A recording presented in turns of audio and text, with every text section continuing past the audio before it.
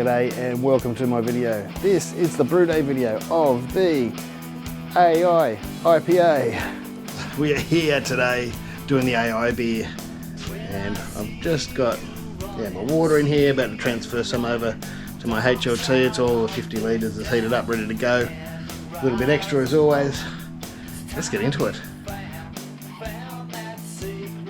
And today we're using Joe White Signature Malt. It's a little bit different from some malts. It's sourced from one farm, malted in one malt house, and that just means consistency, and it puts it a step above some other malts. So it was 5 kilo of Joe White Signature Ale Malt, 430 grams of wheat malt, and 430 grams of Munich 1 Wyman, which I just about use in everything. Makes everything taste better. It's like the seasoning on a good steak. And then I pass it through my mill, which is set to around 1.35 mil to 1.4 mil, somewhere there. 22 litres, plus my salts and my lactic. Fair bit of salts this time, but I'm following Brewfather this time instead of what I usually do for my own likings, which is a little bit less. I was adjusting the water to an American style IPA. I'll pump a little bit of that around to mix it in. Make sure it's mixed in nicely and evenly heated. 71, but we're going for a mash of 67. And the pit isn't on, so we'll turn the pit on. And that'll be good for the mash. This is sitting quite nicely at 71 though. Another big thank you goes out to Murdy Curter for sending me this for Christmas. But I haven't oiled it yet, and I want to make it nice and see it. I'm only going to use it once or twice, and it's going to go on the wall as a decoration. But I want to oil it.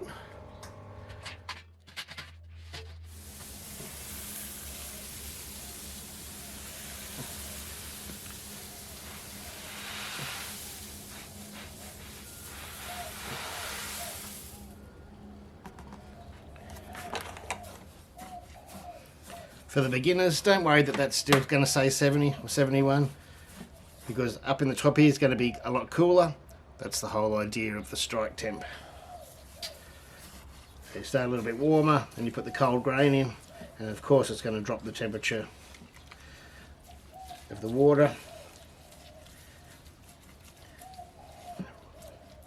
Raise the temperature of the grain, and it won't read properly till you get a nice flow going. So don't bother. It is something to work on your strike temp and get it right, but it's only usually a few degrees more. Then depending if it's winter, it might be a couple more degrees. Summer less because your grain's warmer, you know what I mean? So trust it. If you start panicking now about that your temperature's wrong at the top, or heaps different from the top to the bottom, that's just natural. It's going to be. There's nothing you can do about it. It's not until you get that flow happening properly that the temperatures will even out. So if we have a look there, 66, 67. It's right on 67. I don't know if you can see that. And in Brewfather, there's most or all settings, there should be a thing for putting in the temperature of your grain, as I said, because it's going to be different each time, winter, summer, so you can make sure you update it.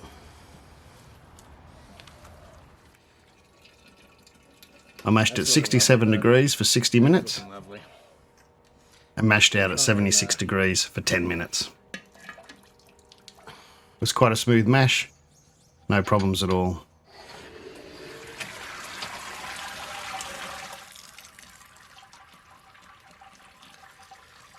That's the end of Sparge.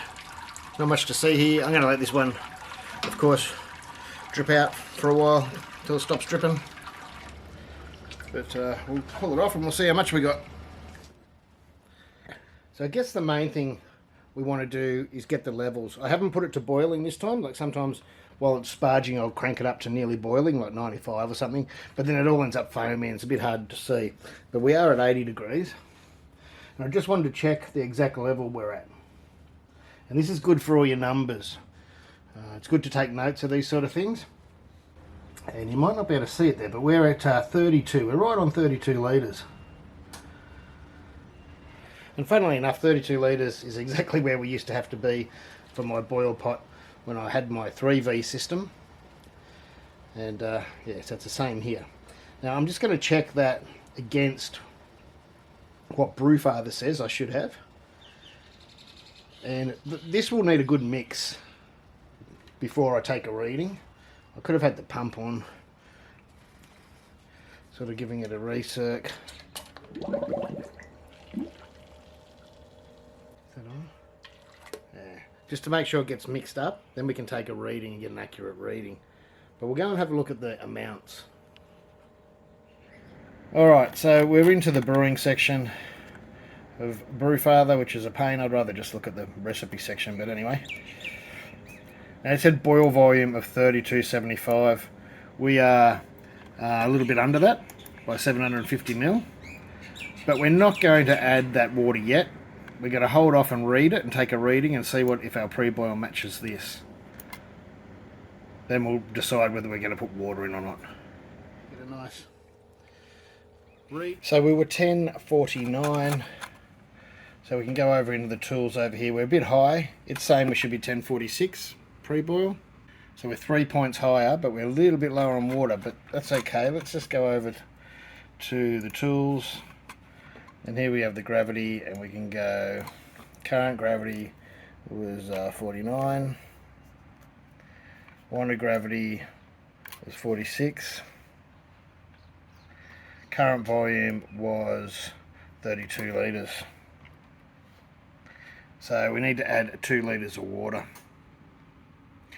So, you know, that would have been pretty close if I had got the right, but I sparged the right amounts. Sometimes the grain holds a little bit more or whatever. So after a bit of mathematics, I've got to add 2 litres of water to this. That's why I've got some still in my HRT. Pump some over, and it's got nice and hot because I'm heating it up to flush my chiller out before we use it. There's about 2 litres. But you don't get a siphon happening when you do stuff like this. So that just goes in there.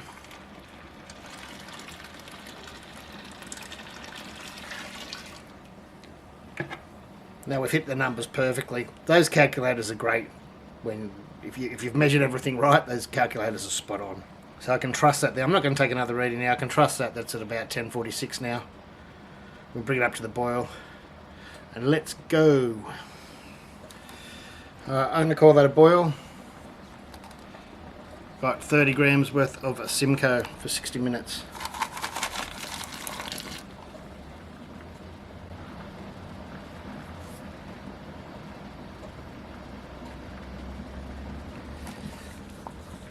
Got 25 grams of Amarillo for the 15 minutes.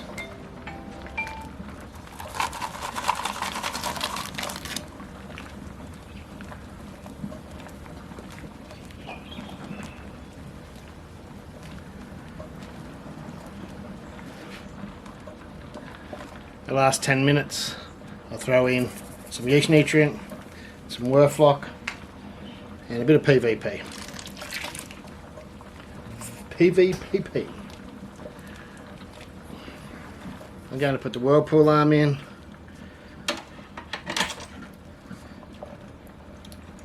I am using all free-flowing loose hops, and I am going to use my plate chiller, so whirlpool will just help get it all in the centre.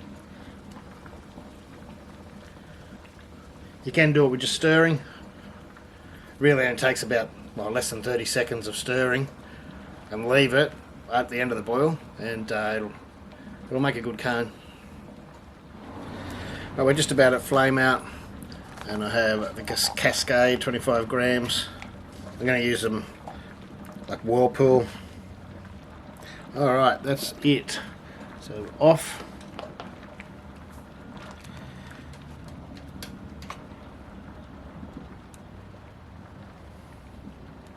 Just going to let it settle down a little.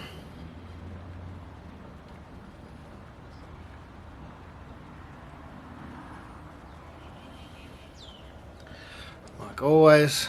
Otherwise you'll get bubbles in your pump and it's just, you'll have trouble starting it.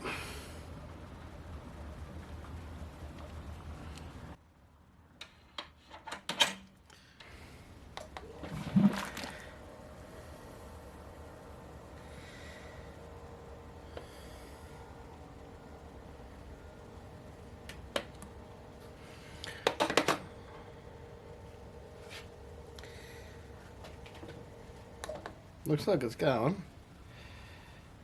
I'll just double check that, make sure it's going full.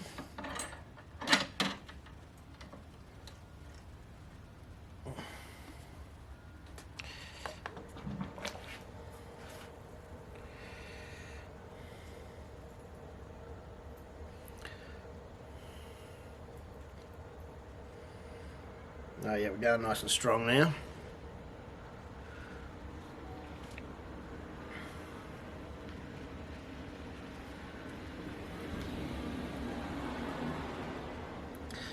So I'll throw the hops in. As I said, 25 grams Cascade.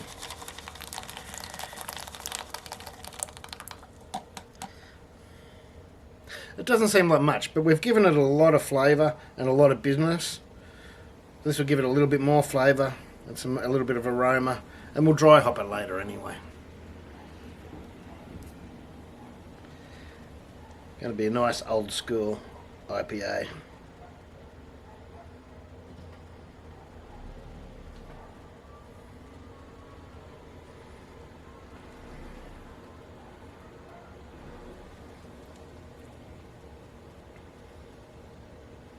So I'm going to run the pump for 5 minutes, then I'll turn the pump off and let it settle for about 10 minutes. There's my alarm for the. There was my alarm for the end of my whirlpool.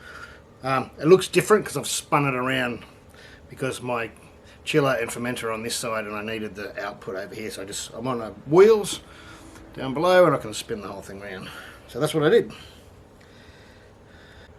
I'm going to stop that pump. And carefully take this out.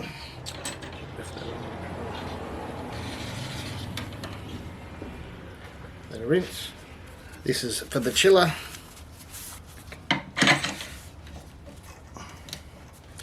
Which I've turned it around a bit today. It doesn't matter because you're not going to be watching it anyway. I'll take the footage from this side. And we don't need the HOT anymore.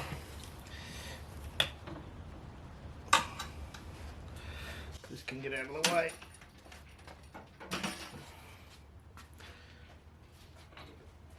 And we can move the fermenter in. Now there's a couple of things you can do here. I should really let that settle. Yeah, I might let that settle. I'll do it in real time. So let's go. What I'll do first, if you're worried about getting blockages in your plate chillers, I've never had one. You can first unhook, like that'll be your inlet, the first one from your boil kettle, and just run the pump for a sec to clear out any junk that might have settled in the pump. Down here you might be able to see that it's cleared out nicely down there. And if we just go, right, that's enough to clear out the pump. Really is. And there's nothing in there that would have blocked my chiller anyway. But sometimes I don't bother. Last time I didn't bother. But I thought I'd show that just in case. If you're worried, there shouldn't be stuff in your pump.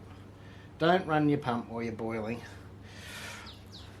Now, there's a bit of water in here from me running hot water through it before to sanitize it from the HOT. So now I run the whole thing, through before I put in the fermenter, and that'll get the water out.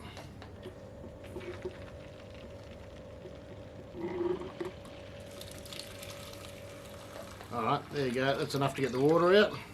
Come out coloured. Sometimes you'll see it come out clear, for 10-15 seconds before you start seeing colour.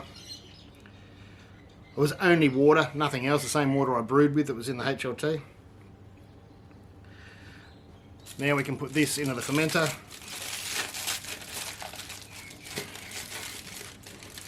Like that.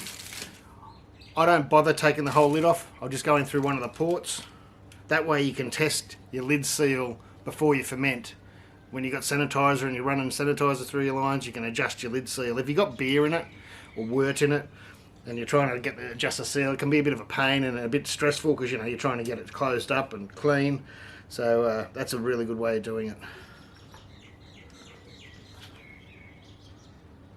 So all up there, probably only wasted half a litre. It's just junk anyway.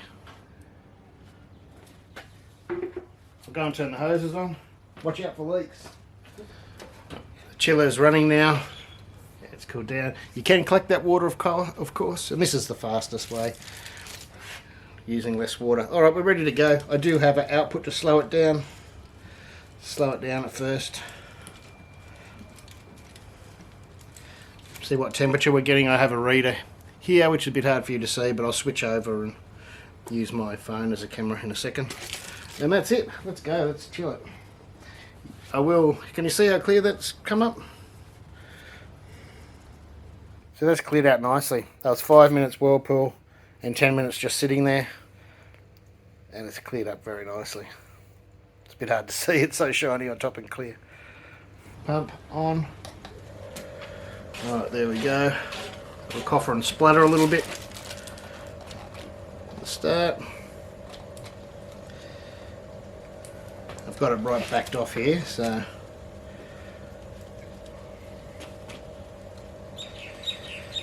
this will start to come down. Middle of summer here. The water is very hot. The groundwater in the mid-20s. Up to low 20s, that's why, yeah, we're not going to get much lower than that, I don't think. Not with the groundwater here. You can try slowing the flow of wort right down, but I don't think we're going to get any cooler than that. It's a hot day outside. So it's going from there, through the plate chiller, and into the fermenter. And the plate chillers, hot wort in, hot water out. Cold wort out, cold water in. That's what you got to remember. Cold, cold, hot, hot. You can see the bottom already. We've still got a good 5 litres at least to go. And the cone hasn't even, it's starting to poke through. Tube cone. Nice and clear. No tricks. Nice full hour boil. That's how you do it.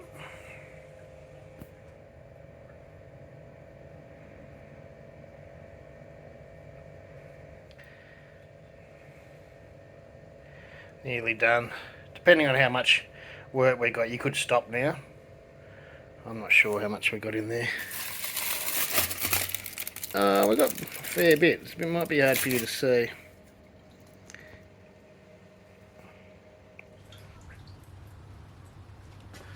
I'll put the tilt in.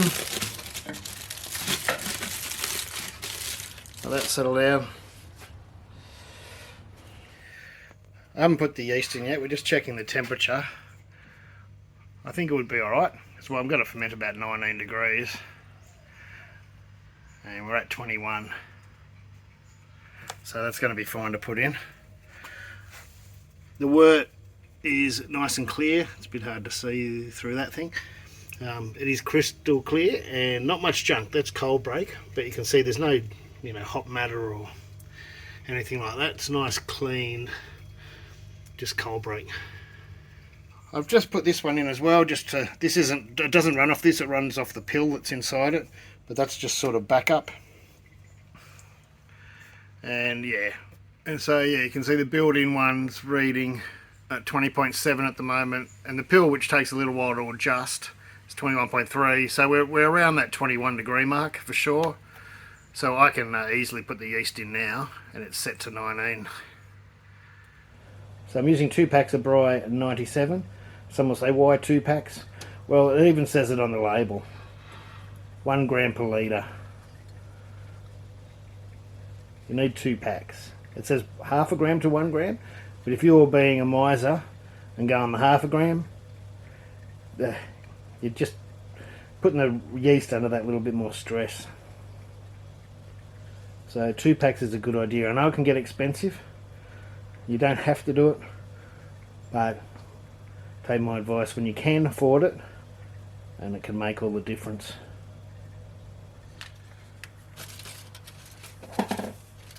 I prefer to spread that out a bit more, but it's a bit hard when I'm trying to video it.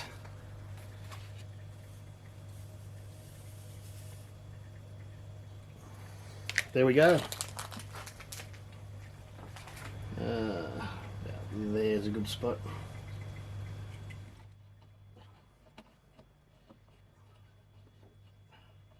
Why do I use that? Because it's 3-inch, which fits the top of this, and 2-inch on there, which fits the bigger hop bong. I haven't seen a stainless 3-to-2. You can probably get them, but this is fine. Works perfectly fine. This has already been set to pressure. There's no gas in it at the moment. You can put gas in it, no worries at all. I'll let it build up. I know it's set correctly from the gas. It's always worth double checking, but especially if you've got a firm Zilla.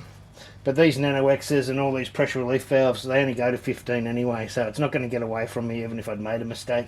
But this is only set to about 5. But if you've got a firm Zilla where, you know, things that you've got might have PRVs that go up to 30 or something like that, then I'd be testing them. And testing them on the fermenter. Put gas in, see what the reading is, set it to what you want it. I only go about 5 psi, but do it on here, because if you do it off the fermenter on the other side of the room, by the time you come over and put the pressure relief valve off, you might bump it, and it might just read different because you might have had it hooked directly to your gas bottle and it's just getting more pressure than what it thinks. Anyway, it's just a good idea to do it in place, to test your PRVs in place. It's also a good idea not to have insulation on when you're inside the fridge. So I pitched the yeast. It would have been around 5 p.m. on the Wednesday. We are now at 3:20 on Friday, the 10th of February. So just, you know, less than 48 hours later. And we are chugging through again. We're down to 1.024. I'm not going to dry hop till the end. Because I can wait till it's totally finished fermenting, or, you know, just that a point or two before the end. It will really help get those hops around, especially if you aren't in an enclosed fermenter.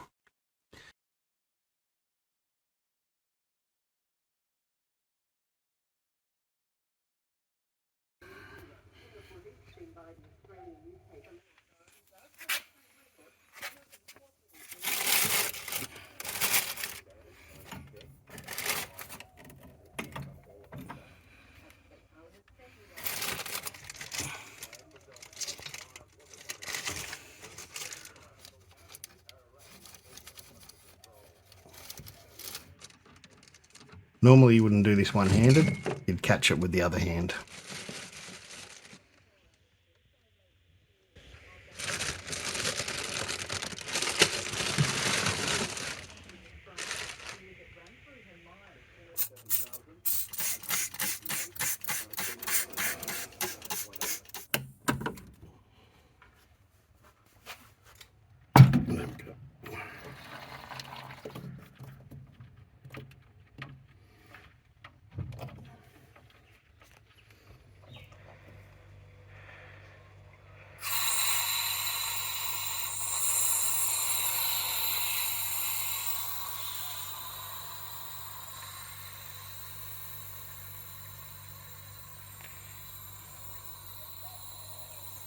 AI IPA. So it was a pretty straightforward IPA recipe, as you'd expect for an IPA. This here, it's a lovely looking drink. It's nice and clear. The reflections from the outside aren't doing it any favours with the clarity and the condensation. It has, holds its head nicely. Light hoppy aromas. I did dry hop with Galaxy and some Citra. I did sort of rush it a little bit. It was only in there a day and a bit. I could have left it another day or so, and I think I would have brought a lot more to it. I was kind of in a rush to get this one out. It has a nice bitterness, as you'd expect, with 25 grams of hops at 60. It's old school. It's an old school US IPA. If you were around 10 years ago drinking IPAs, this is what they tasted like. So I'm quite enjoying it. There's a nice assertive bitterness. But still with lovely flavour. That 15, so I've been missing those 15-minute flavour ads, or the 10-minute flavour ads. The people seem to be skipping it in a lot of their beers lately, especially for the hazies and things. And it brings so much to the flavour that can't be replaced by Whirlpool hops, in my opinion. I'm not going to go on about it too much. We're here for the brewing and the recipe, but that's it there. Would I brew it again? I might. I might make some changes to the hops, switch the hops around a bit. I might put the Cascade at the 60 and the, you know, the Simcoe near the end. But very similar. I might just play with the hops, that's all. Cheers, what an experiment. Hey, there will be another part in this series. I did the, you know, making of the recipe, then the brew day, which is this one. And I think I'll do another part in the coming weeks. Keep your eyes open for that. Thanks for watching. If you like this video, like, subscribe, share. Thanks to my patrons, because without them, these videos couldn't happen. And if you haven't seen the recipe making video, ChatGPT virtually made this recipe. I had my fingers in it, of course, but that's the recipe, that's the beer, and it worked. Cheers. Please consider joining our Instagram page and Facebook group.